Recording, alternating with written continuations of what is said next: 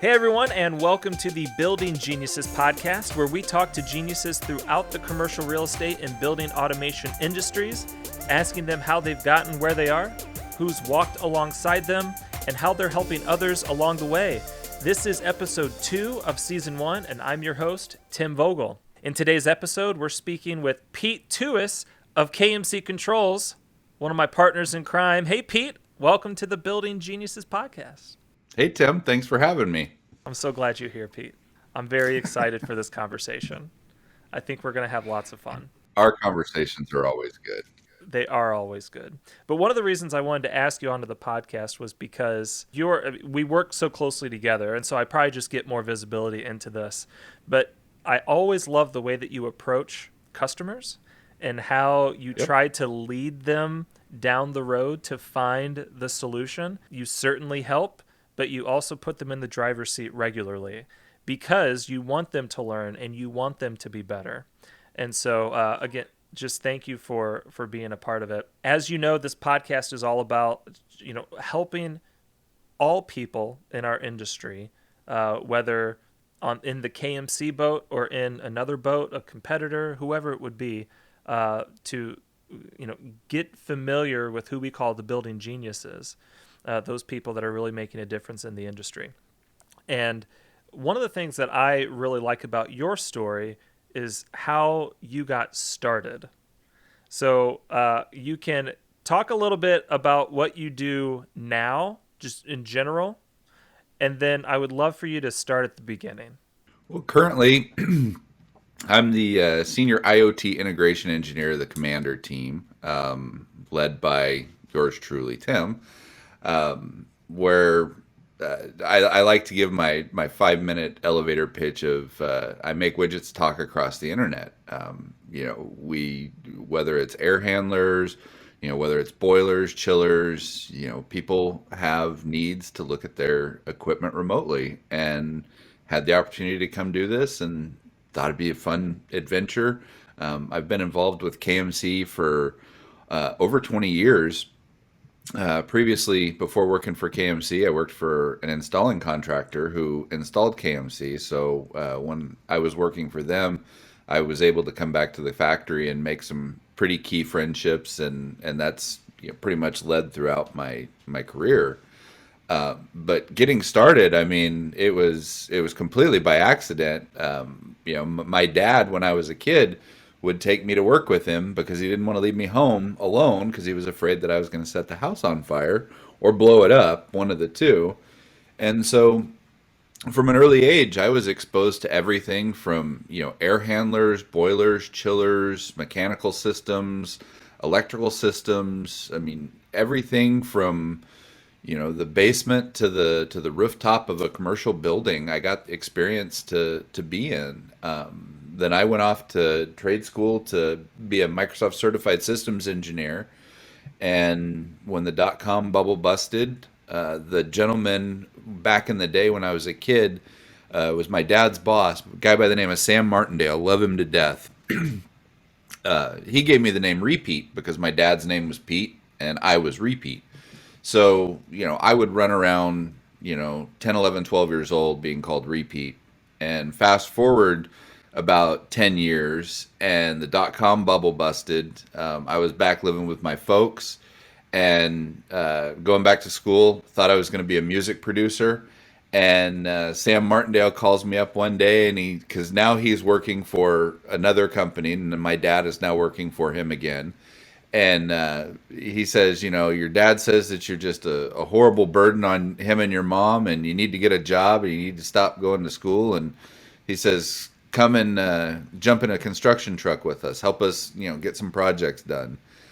And I hesitated for probably about 6 or 8 months. And then finally one day, Sam called me up and said, hey, we just need your help getting one project, caught up. We're a little behind schedule.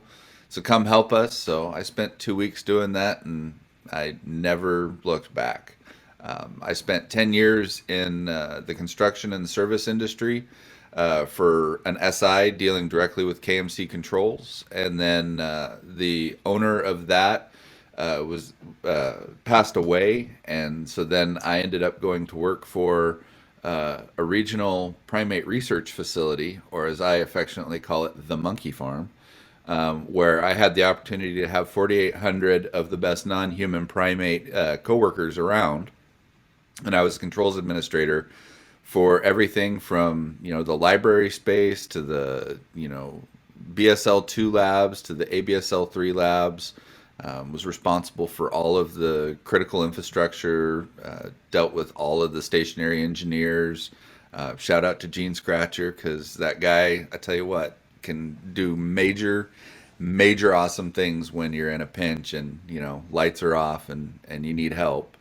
But yeah, I've just always enjoyed making things work and playing with mechanical systems and computers. So it's just always been a great fit. And I if it I always tell my service customers, it worked at one point, so let's figure out what's broke and let's make it work again. And And let's work yeah, backwards, right? Yes.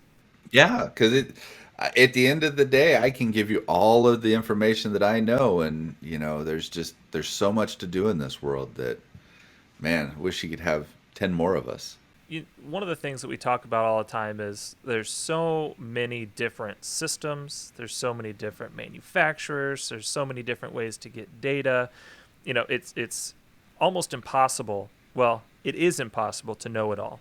And so, what are some of the resources that you dip into from time to time that really help you kind of learn? When we come on a job and we see something that we haven't seen before.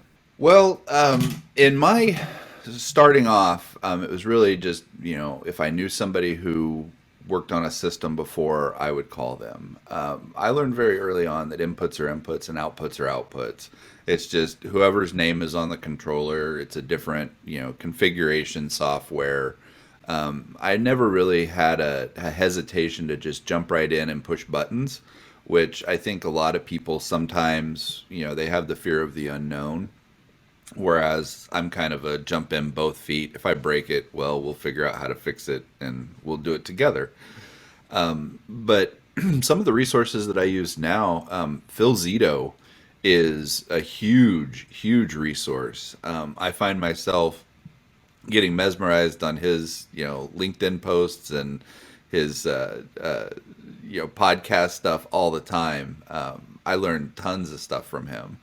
I love the forums, that we have available to us now, because I can have a question about some, Allerton system, and within a few keystrokes, I can log into one of the building automation forums and, have a great resource of, knowledge right there. So there's just tons of available resources that people I definitely think don't take advantage of as much as they should. Mm-hmm. You talked about fear of the unknown. What do you think some of the things, like, what are people afraid of, you think? Blowing it up. People are afraid to break it. Yeah. Now, do you Yeah. feel that you've learned more from things that went well or things that blew up? Oh, definitely things that went wrong. I mean, I it's almost comical sometimes. It's like Murphy's law. If it can go wrong, it will. But it gives you the opportunity to know that you've got a good team, so that you can work in a high stressful environment. But it also just keeps you on your toes, and it makes you, okay, we've now experienced, an exhaust fan failure of, a containment building. Now we have to shut down the supply fan, so it's troubleshooting. It's actively working through those problems and the issues. And I enjoy that kind of stuff. So, I mean, I feel like I'm a pretty good fit for that. But I mean, there's definitely some people who are much more. We just want to come into the facilities office and check alarms, and if it's an alarm, we're just going to call somebody because they're afraid to go out and just look at it. And you got to remember that all this stuff is inanimate objects. So if it doesn't work, we can just turn it off and then turn it right back on. So, some of that is just kind of a little bit of your own personal nature and who you Mhm. are and like the way that you approach things naturally. Let's say that we assign a green, brand new guy to you, you're going to teach him how to be a contractor, how to be a service tech. Um, let's first talk about some of the personality traits that you think would be key for that person to develop. You've you've got to have thick skin when you're in front of a customer and they're blaming you for something not working when you know darn well and good that hey man, that motor blew up. I have nothing to do with that motor. I told it to run, but it's not running because the shaft is sticking out the other side of the motor.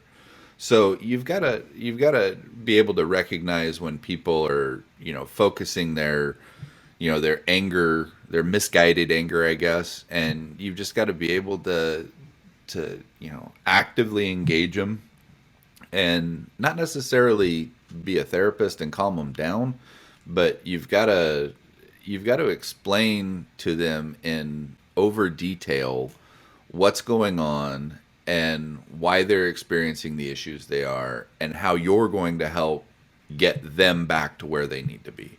I think that, very much, involving the customer and involving the people that are on your team and having that kind of collaboration, I think it's huge. I mean, it'll get you miles because, like you said, nobody knows everything. And so, when you and I are working together, I lean on you for quite a few things and you lean on me for quite a few things. So I think it's, knowing, having the ability to know, where your resources are, where your strong points are, where your weaknesses are, willing to admit them and willing to know, hey, I don't do this as well as this guy does. So when I have situations that require this, I'm going to go talk to, the subject matter expert.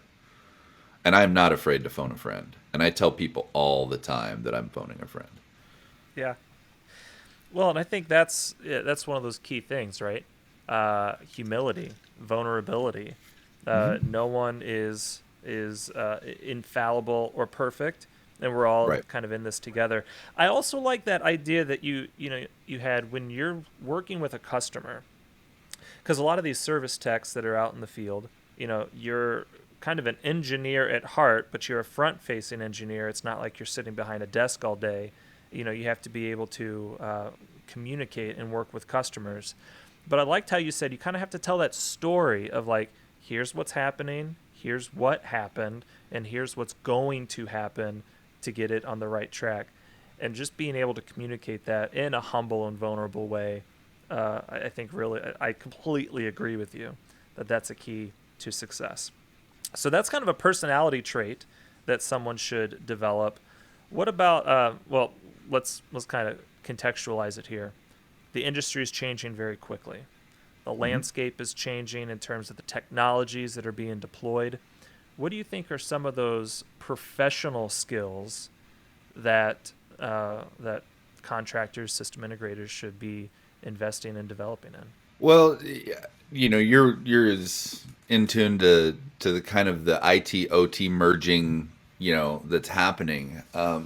No longer is knowing your compressors and knowing your fans and contactors enough to get you through. I mean, it really does require you to have some sort of computer skills, and we're not talking huge computer skills, but basic networking. Everybody has a home network. It's not a lot to build a small networking lab, so that you can kind of try things. I definitely think that with everything moving to the cloud based and network based, that having a strong understanding of just general network terminology is going to be key. Your basic electronics is going to get you further than anything, I think, next to networking. And then just you know the aptitude of wanting to, the desire to go and fix it, and to really enjoy problem solving. If you don't like to problem solve, you're probably not going to like this industry, because there's a lot of undocumented features, I guess I'll say. Yeah. uh, Familiar with those. Yes, for Yes. sure. Nice. You mentioned networking, computer skills. Uh, Again, not really formally taught in our industry. They're just sort of picked up. How did you pick up those skills? I was I've had a computer since I was 2 years old. I started out with a TRS-80, upgraded to an Apple. Back in the day, I had a acoustic coupler modem, so I was connecting to bulletin boards, getting in trouble for having high phone bills because transferring big files across. I was getting shareware games from New York or something like that. So I've always known that computers could talk to each other. I got out of high school. My grandma passed away, and I got the opportunity to hang out with my grandpa for a while down in New Mexico. And he offered to send me to trade school, and I went to get my MCSE and Microsoft Certified Systems Engineer degree back in the NT4 days. That shows you how long ago it was. And I really just took to networking. It's kind of cool. I mean, I love making computers talk. I like making devices talk. Having everything under one roof is really a nice thing. Like with our Commander product, you can pull in 7 different manufacturers backnet device, and you can have it all look like it's one system. I mean, I think that's huge, and it's just you just develop networking skills. And I can't stress enough that you just get in there and try it. There's enough, tutorials and YouTube videos and examples out there that anybody who doesn't take just a little bit of time to learn networking is seriously doing them a disservice in this industry. And if I was a contractor and it came between two people, and one person was an okay mechanic, but he had a really strong, data background or computer background, I might look a little bit closer to him than the guy who's a really strong mechanic and a really good mechanical aptitude, because, I can teach a guy fairly easy how to diagnose a compressor or diagnose a contactor, but it's going to take a little bit more to develop those computer skills. So I think somebody with that networking background getting into our industry right now definitely has the upper edge, because it's gonna take them into you know the next generation of controls. Yes. So let's go back. Let's think of someone that kind of brought you up, that taught you those things. It could be your dad, or it could be someone else, from the other companies you worked with. Can you think of anybody in particular that was just really helpful to you in either learning a particular thing or a particular system, or a particular set of controls? Oh man, there's been so many people. It's hard to pick one. When I was working at Control Contractors, I got teamed up with a guy named Mike Stevens. And this guy I mean, he was a control technician like no other. And back then I was, very young and very cocky. And, we had some personality conflicts, but man, I tell you what, I mean, he taught me how to troubleshoot, things that I had never seen before. He taught me how to approach commissioning meetings. We got put on a project that was way behind schedule, and we show up and like they're really mad at us, and as our company, and we came in just to support another office. And so he really taught me kind of how to navigate the ships of dealing with contractors and GCs and stuff. And then Paul Ray, who was one of the old tech support guys for KMC, when I got handed the KMC line when I was working at CCI, I got told, well, call tech support. They'll tell you how to work it. And so my first experience with KMC controls was I had wind control in one hand and I had a KMD controller in the other, and I was looking for the tech support number, and it just so happened that Paul Ray answered my call, and we became very good friends very quickly. And that guy, there were probably 3 or 4 years that it was a daily call to that guy, just learning the controls. That was just when KMC was coming out with their backnet line. So there was a lot of, how do I do this with Control Basic? How do I do that? Yeah, without those two guys, particularly, I mean, I probably wouldn't be where I'm at right now in controls. I mean, especially Paul Ray just getting me excited about KMC and showing me all the cool things and the neat tricks, and it's just, yeah. Yeah. I think it's great. And one of the things that I've found time and time again, and I've experienced this too, and you've brought it up, directly and even indirectly, is that it's really people. It's the relationships. It's who you get to know. And even those that you sort of, bump heads with are still people that are just so valuable to us in the long term. And remembering that and kind of recognizing it in its day. There's I'm a big Office fan. I like The Office. Oh yeah. And and towards the end, there's a character that says, "I wish I knew I was in the good old days while the good old days were happening," right, or something to the effect. Yes. And Yes. and I think it's kind of that effect, and so kind of one of our goals of this podcast is to step back and kind of look at the past, yes, but then also look at now and how we're bringing others alongside of us. So, is there anyone that you could think of? You could share their name or not. It's completely up to you. That you feel like you're kind of bringing along with you.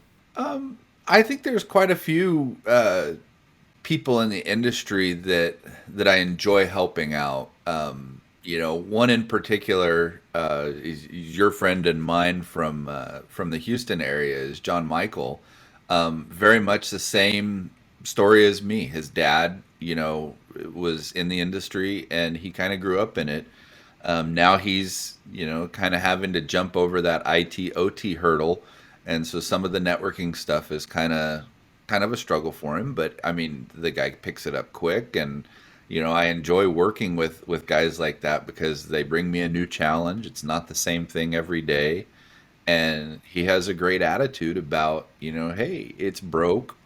I need some help. You're one of the guys that I know that can help me out. So let's get it resolved. And the thing I like is that he's hungry to learn.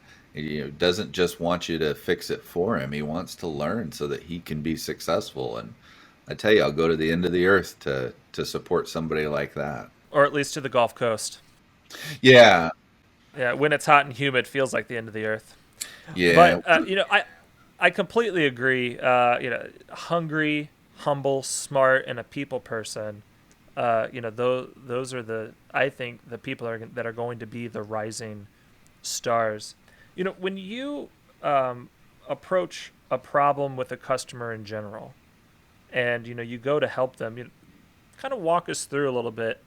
What's your approach to taking them alongside with you as you go to solve a problem? First thing is just to, get to the root of what the issue is. There's a lot of times that somebody calls up and they might not know exactly what's going on or what's broken. So it's a lot of it's broke. So the first part is just triaging what exactly is going on. And then, if somebody's one of the issues I had a couple days ago was a customer had a router that was misconfigured. And so they were unable to, the complaint was that the network was down, that they weren't able to see controllers. And so dissecting it, the network was running just fine. They just had one parameter in their router that was misconfigured. So what I did was, once I figured out that, it was a communication issue and that we were going to start looking at routers, I then basically just went in and said, okay, this is how I troubleshoot when I suspect a router is causing me issues, and started from the end and worked back. Okay, I see my MSTP devices are showing up. So the router is good. I see that the router is, I can pull a Wireshark capture from it. I see that it sees, the network because I'm talking to it, but wait, it's not seeing the other BBMD device. So let's go and check our BBMD table. oh wait, we forgot to put that IP address of the other device in. So then that gives me the opportunity, now that I've identified the problem, I fix it, we reboot the device, it comes up working, and then we just review what we found and how we got there. And I think that that does volumes for, somebody's troubleshooting ability is, to identify the problem, to get down to what exactly we're experiencing, to troubleshoot it out, and then to just kind of regroup and review what was successful about the resolution. And see, that's the thing that stands out to me, is the telling the story and being intentional during that ticket and then reviewing it afterwards. Because it's so easy. It's like, hey, we got a support ticket. Okay, I fixed it, close the ticket, and you move on. But taking that, kind of intentionality. And I think everyone can do that, whether you're in support or whether you're in sales or business development or marketing. It's making sure that, you're not just doing the task or making the call, but you're helping and working with everyone involved to make sure that, hey, we understand the context, we understand the process, and we kind of have this, it's like having an agenda for a meeting. Something as simple as that is so helpful. And so, even as you approach these problems and then trying to share information or knowledge with other people, it's really kind of like a teacher's mindset. Is there anyone now, Pete, that you feel like is sort of being that mentor or teacher to you? I've started to look into, I'm getting into my 40s, so I'm getting old. LOL. I'm starting to do a lot of just kind of personal, work. So I don't necessarily think that there's anybody in the industry right now that's my mentor, but I've got a couple of just books that I'm, kind of reading of just kind of self-help and stuff like that. Is there anyone that you feel like you have an issue with something? They're sort of your first go-to person. Oh, well, that really depends on where the issue resides. If it's a Niagara issue, I'm going directly to Greg Salisbury or Brad Green, because those guys, I'll tell you what, right now they've forgotten more about Niagara than I'll ever know. When it gets to when I'm in the weeds with a customer and I'm dissecting, Wireshark captures, and I'm at a blank, I'm going to be calling Dave Bowman and saying, hey, I need you to double check a capture for me. Networking issues, platform issues, I've got a few guys that I like to call.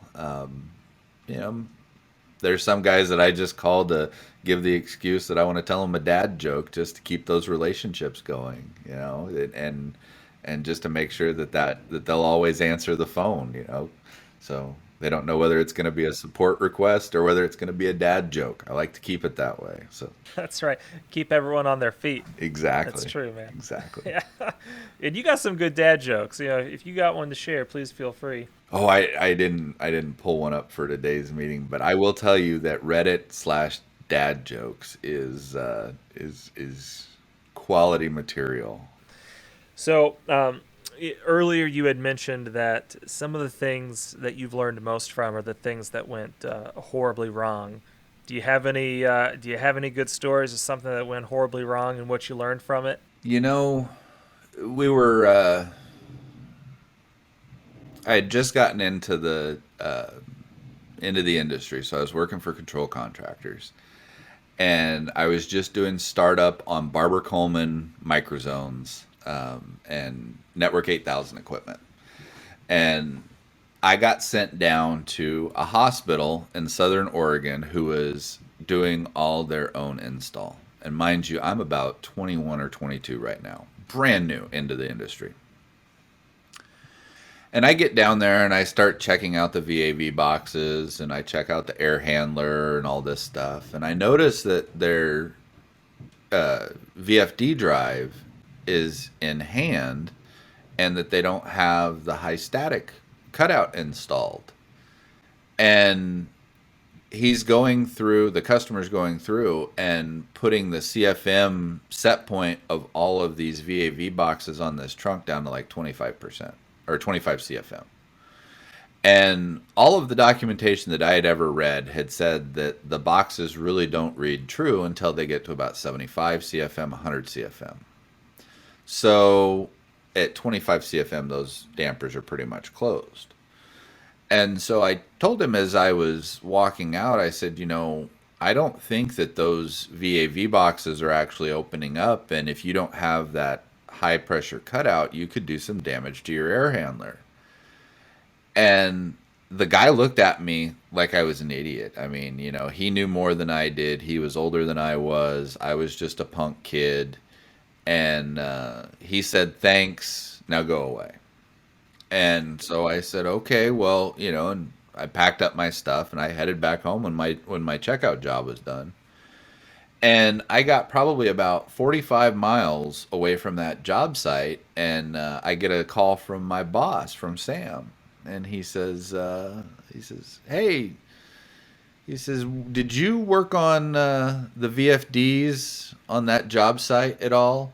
Did you leave them in hand or anything?" And I said, "No." I said, "And as a matter of fact," I said, "I think that there were some issues with that, and I tried to tell him, but he didn't listen to me."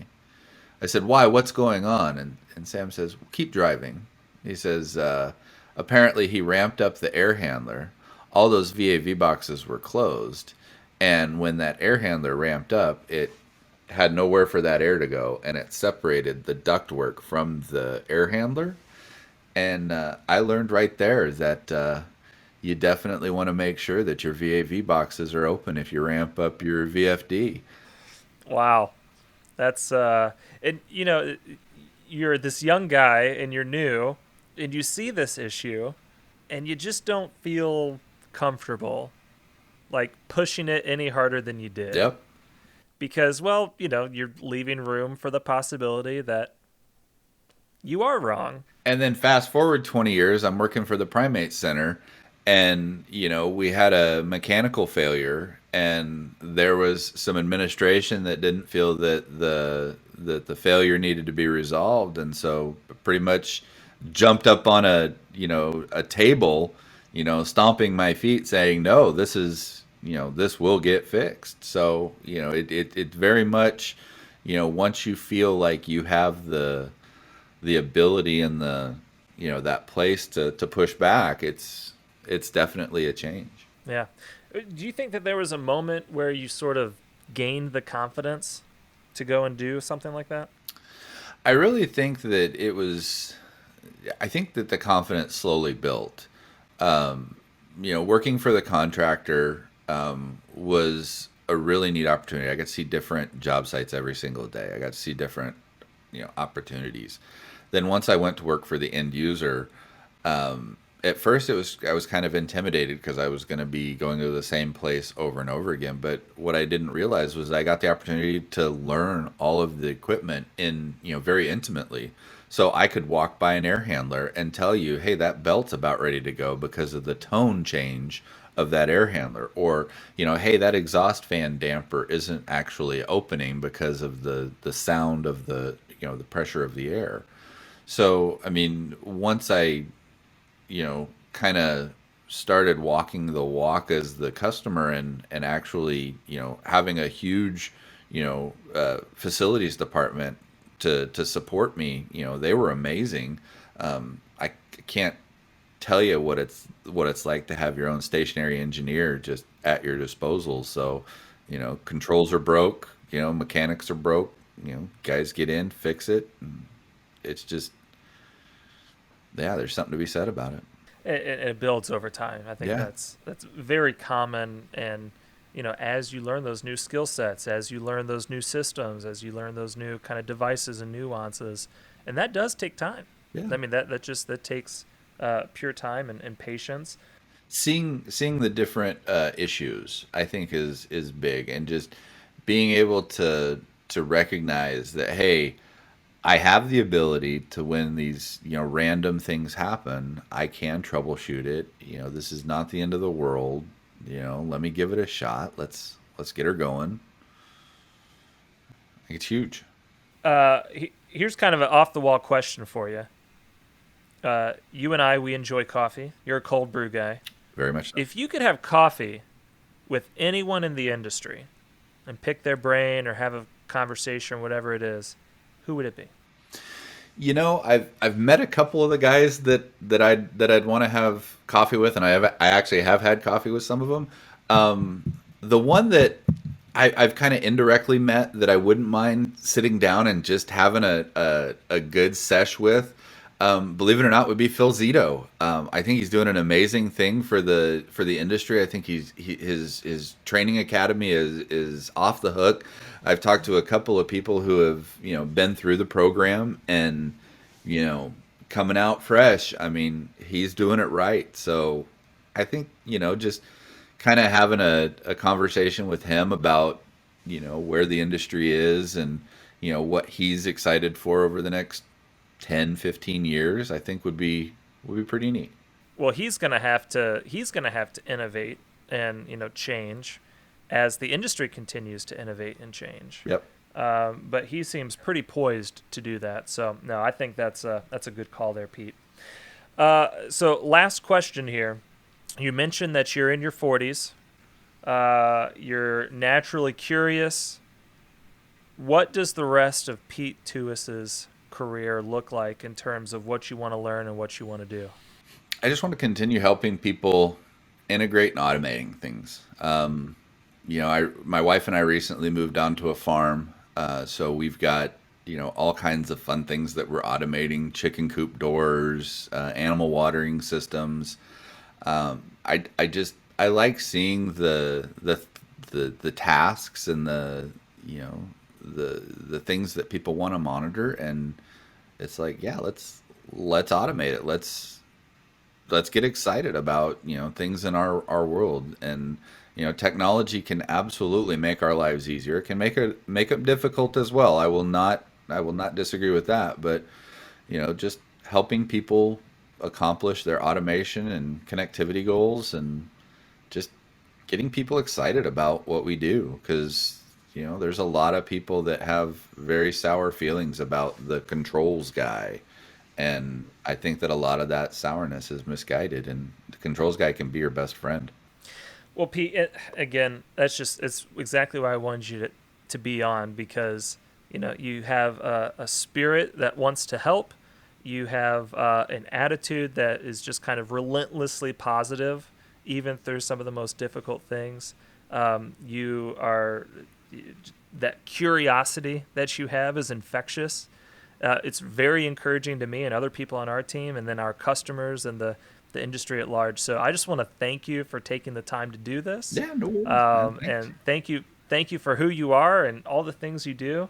I'm so glad that I get to work with you, and I absolutely count you as a building genius. Well, thank you, sir. I consider you a building genius as well. You've definitely shown me a few things about our industry that you've given me a fresh set of eyes and a fresh perspective. So I really do appreciate that. Oh, well, I appreciate that. Thank you, sir. All right, well, that wraps this episode of the Building Geniuses podcast, a production of KMC Controls. If you've enjoyed this conversation, we encourage you to subscribe and share. And if there's anyone you know who should be on our podcast, tag them in the comments or reach out to us on social and we'll tag them in the comments. As always, we appreciate you listening. And until next time, learn something new, teach someone something, and build your inner genius.